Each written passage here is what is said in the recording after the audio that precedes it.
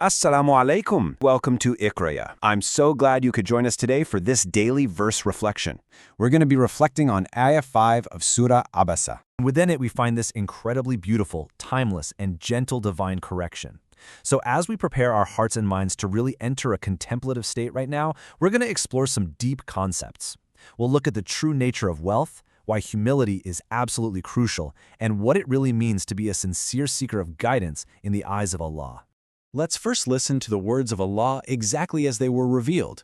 Go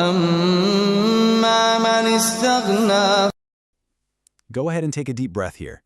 Just allow the spiritual weight of that brief but incredibly powerful revelation to settle quietly in your heart.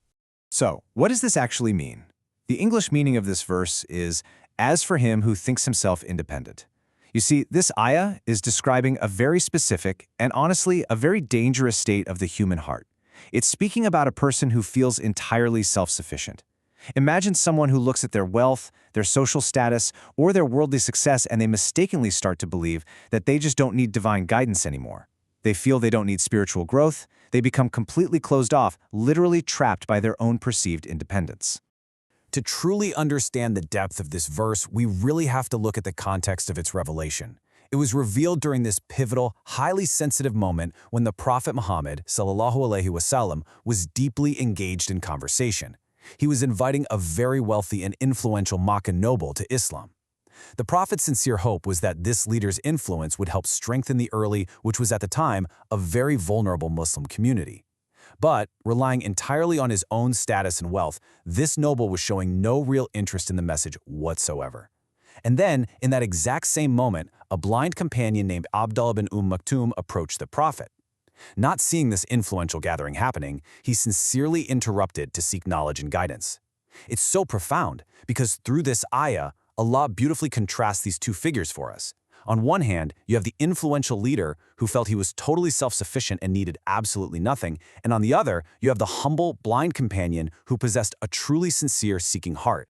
So how does all of this apply to us? This brings us to the practical lessons we really need to draw for our own lives today. First off, we're reminded that we have to actively guard against spiritual complacency.